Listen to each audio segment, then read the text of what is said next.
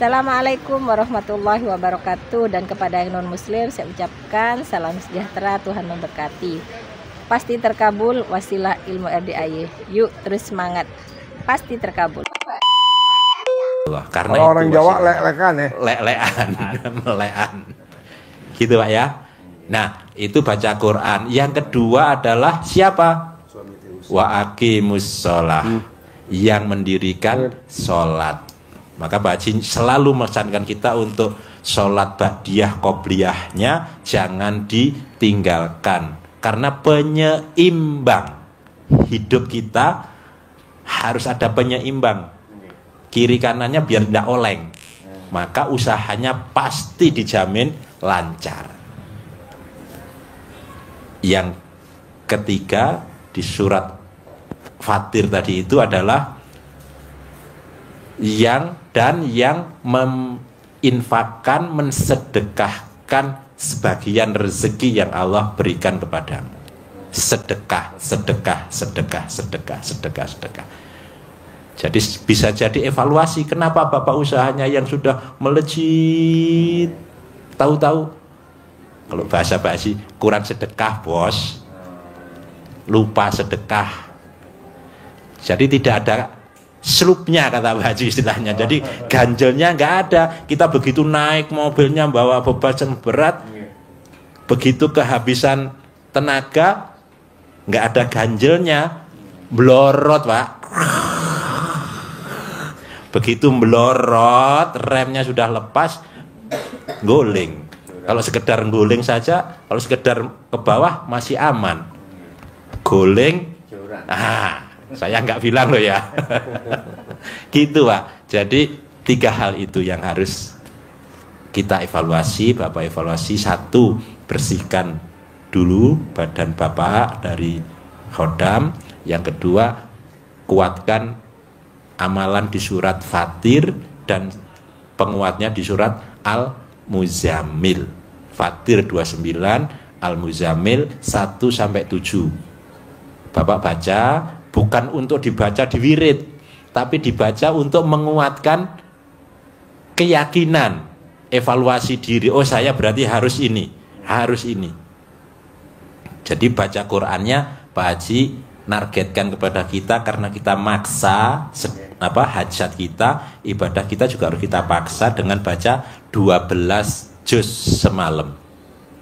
Mulai bangun tadi Mas. Bangun, mandi, sholat tahajud, boleh 8-3, walaupun hanya sedikit, kan tadi Allah katakan qumil laila illa qalila, walaupun sedikit. 4-3 juga boleh. Wah, ini jamnya kok mepet banget, capek. 4-3 boleh. Langsung utamakan baca Qur'annya. Latihan mulai Bapak semalam dapat 2 juz, tapi harus belajar lek-lekan sampai subuh. Latihannya itu, yang penting latihan itu Pak. Walaupun sampai subuh hanya dapat 1 juz, paksa. Besok naik jadi 1,5 juz, besok naik jadi 2 juz. Tapi malam terus. Capek istirahat. Jangan capek rebahan. Capek rebahan bablas. Subuhnya juga bablas kalau begitu biasanya Pak. Kalau udah terang ya Pak. Gitu Pak ya. Kalau capek suruh bikin kopi atau teh, jalan ke dapur. Kopinya jangan disiapkan. Jangan. Bapak ngantuk, diri bikin dulu kopi. Gitu. Kan aktivitas. Kita jadi nggak ngantuk sambil. Jangan nunggu. kopinya udah disiapin sebelum ngaji. Sebelum ngaji. Ditoto, jangan. Disiapin, ngantuk, ngopi, Rebahan, bablas. lagi. Ya. Pak, kita bisa cerita gini karena ini mantan rebahan. Mantan. Kalau nggak mantan nggak mungkin. Bablas Pak. Mohon maaf, saya menambahkan Pak. Setiap kali saya tidur atau nggak tidur tuh kadang-kadang Pak, sering dikasih makan orang, hampir tiap hari. Dipaksa kayak seperti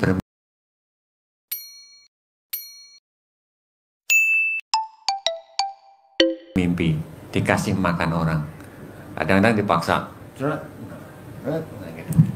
Nah itu apa itu Pak anunya? Apa memang itu? Mimpi itu bunganya tidur. Kadang bukan mimpi Pak. Kita itu lagi gini, gitu perasa gitu loh Pak. Itu namanya sinyal. Berprasangka baiklah kepadaku. Di Al-Quran ayatnya gitu. Jadi Bapak harus prasangka baik. Ini namanya mau cair. Ini saya mau datang duit 10 miliar. Jadi Bapak ngomongnya begitu. Jangan Bapak nanya, ini tandanya apa ya? Ya, Kata Allah bego. Pak Haji bisa nambahin sedikit. Nggih. Kalau di Sunda itu nenek saya bilang kalau mimpi makan itu artinya besoknya mau marah. Jadi usahain supaya yang terjadi kita jadi marah-marah berantem atau orang gitu jadi nyap-nyap gitu ya. Jadi kita bangun terus bilang pasti ini nggak terjadi. Kalau hal yang terbaik berarti kejadian, kalau yang buruk nggak kejadian gitu Pak. Jadi karena saya dulu tuh percaya Pak kalau makan itu mimpi makan itu marah-marah Pak. Atau orang bikin gara-gara ke saya gitu. Jadi akhirnya jadi kadang kita yakin jadi kejadian. Jadi sekarang ini kalau saya mimpi makan langsung saya bangun baca Fatihah, kalau enggak bilangnya gini pasti besok nggak kejadian. Walaupun ada ini ada mimpi ini sinyal-sinyal tanda-tanda sesuatu yang buruk, ini nggak bakal kejadian dan Allah ganti dengan kebaikan. Itu yang saya biasa lakukan kalau mimpi yang aneh-aneh. Tapi ini permasalahannya tiap hari Pak. Iya. Tiap hari. Jadi seperti Pak Haji tadi Pak, apapun yang terjadi kepada kita, baik itu yang nyata maupun yang dalam mimpi, itu tetap harus kita yakini itu makna terbaik. Jadi tetap alhamdulillah. Gitu. Jadi kita mau mimpi makan, wah alhamdulillah pasti akan datang mie ayam hari ini. Nah, itu makan bener. Bapak yang ngomong, saya makan mie ayam. Bapak nggak bakal makan mie ayam. Gitu. Jadi apapun yang kita mimpikan di situ, kita nggak usah buka Google, nggak usah dulu, buka nih? Primbon, nggak usah Coba denger dulu makan dulu satu. makna itu, semuanya harus Coba kita tanam di dalam Swiss. pikiran kita itu adalah Swiss. akan terjadi hal yang terbaik buat kita. Coba makan dulu, pakai cabai. Kita bangun, alhamdulillah, jangan mikir, waduh saya kok mimpi ini, enggak. Gitu. Jadi begitu bangun, makanya karena ini kan atmosfer yang pertama kali kita bangun saat belum terpengaruh apapun, bangun tidur. Maknakan seperti Pak Haji tadi. Alhamdulillah, bersyukur, saya pasti akan mendapatkan rezeki yang banyak seperti yang terjadi dalam mimpi saya. Sugesti ini yang harus kita bangun. Jangan larut di dalam, wah nanti apa ya, jangan-jangan ini, enggak. Harus kita bangun yang terbaik. Bahkan kita ketemu, katanya kan ada yang ketemu ular nanti akan apa gitu ya, jalan. Waduh, alhamdulillah pasti cair, saya dapat uang setelah lewat sini. Jadi dasarnya itu kalau di Al-Quran, berprasangka baiklah kepadaku. Mimpi sejelek apapun, mimpi sebagus apapun, ngomongnya yang terbaik. Prasangka baik. Ya, Bot, ambil piring nih. Bawa 2 lagi tuh ke sama cabenya. Ini ambil 2 lagi pakai piring.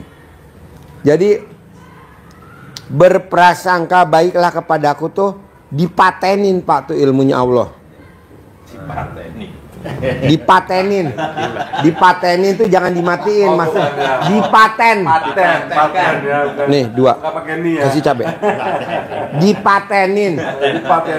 Ya. Ojo dipateni. Jangan. Dipatenkan. Dipatenkan. Jadi kalau Bapak ada apa kayak saya nih contoh ya. Saya mau makan risoles di Swiss. Itu harganya satu risoles tuh 14.000. Adanya di Glodok Hayam Wuruk. Saya di Bogor.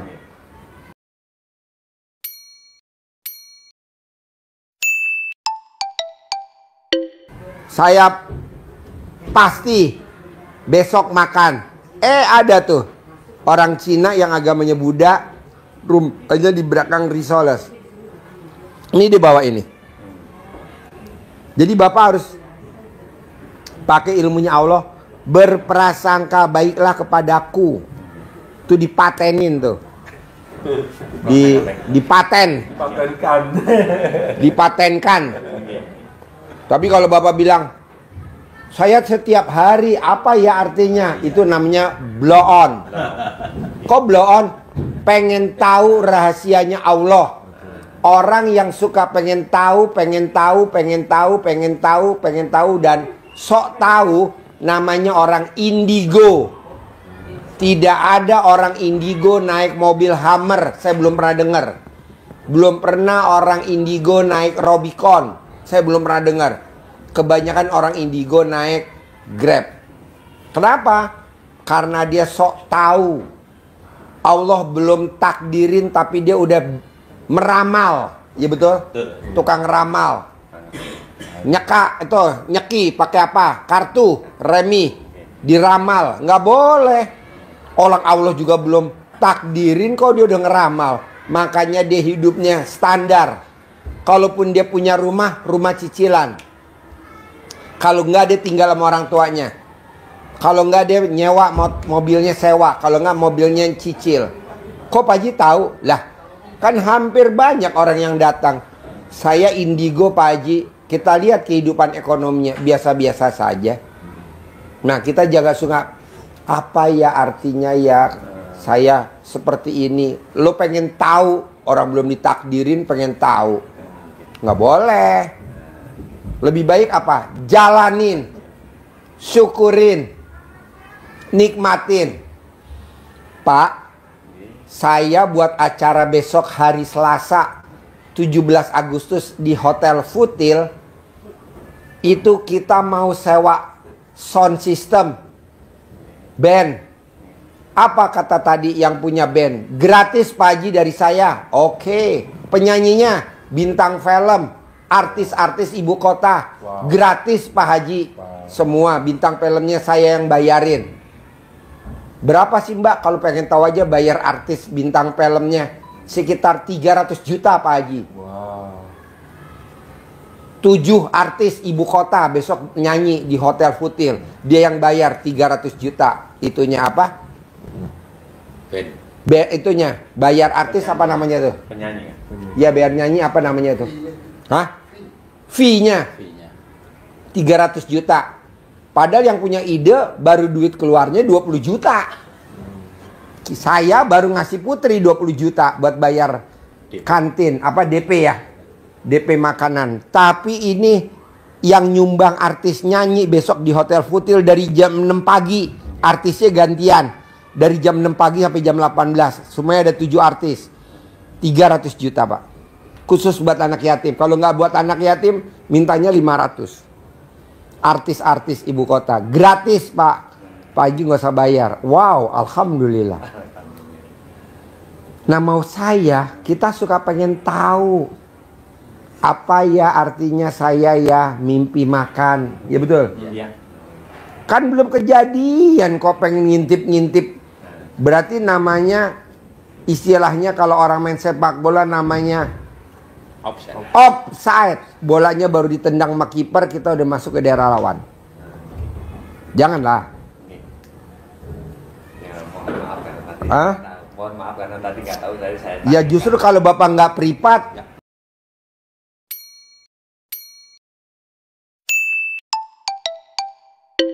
nggak ngomong. Kalau nggak privat, Bapak nggak bisa privat begini, nggak bisa terus terang. Enaknya privat kita bisa ngobrol begini Pak.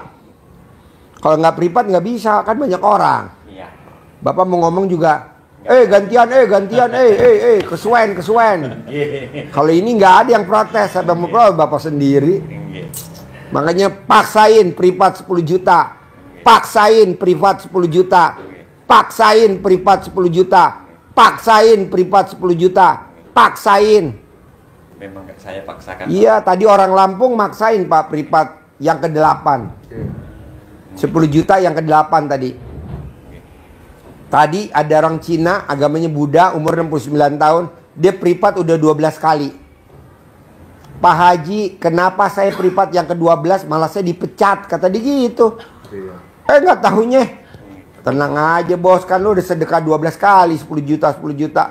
Dapat bosnya yang sayang banget, royal banget, care banget sama dia. Ini yang tadi bawa makanan nih. Ucap syukur punya ketemu bos baru. Coba kalau dia nggak privat 12 kali. Jadi yang sudah terjadi jangan diseselin. Apakah itu baik, apa itu jelek, jangan diseselin. Karena ini semua udah atas izin Allah. Gitu aja. Nyambung nggak maksud saya? Nyambung. Nah, ajarin, centongin duit, cair 10 miliar. Anu Pak Haji, kalau boleh ini ada perubatan sebentar boleh? Boleh. Ini mohon maaf Haji. Ini ada keluhan saya. Jadi dari pinggang ke bawah itu sering terasa kayak kesemutan kaki. Terus kalau istri saya itu dari pinggang ke atas sering kayak itu juga. Ini Obatnya apa? nggih. Gampang. Nggih. Kalau bapak obatnya mau cepat atau mau lambat? Kalau mau cepat, bapak emot alat kelaminnya istri. Alat kelamin istri ada kelentitnya kayak yang kecil-kecil tuh. Nggih. Nah, bapak emot, mainin pakai lidah.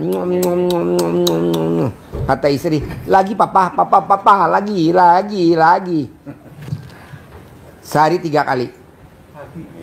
Sehari 9 kali. Saya nggak dengar, Pak. Oh iya. Bikin nafsu. Kalau istri pengen sembuh, ngemot alat kelamin bapak. Kalau pengen cepat, kalau nggak pengen cepat, alat kelamin bapak direndam di gelas, air rendemannya diminumin ke istri. Istri bapak saya anggap penyakitnya ringan. Tamu saya sakitnya parah banget, dokter udah angkat tangan. Dia rendam alat kelamin istrinya, suaminya diminumin ke istrinya. Sekarang luar biasa.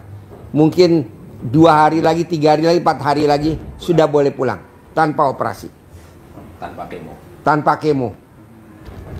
Nah, bapak tinggal praktekin itu. Pak Haji, aku mau yang cepat. Ya udah, bapak emot alat kelaminnya istri. Jadi istri suruh cebok sampai bersih, suruh nungging, kakinya dibengkek, bapak emot seperti meniup sangkala. Hah? Ini ilmu apa? Kebayang jauh bener Pak.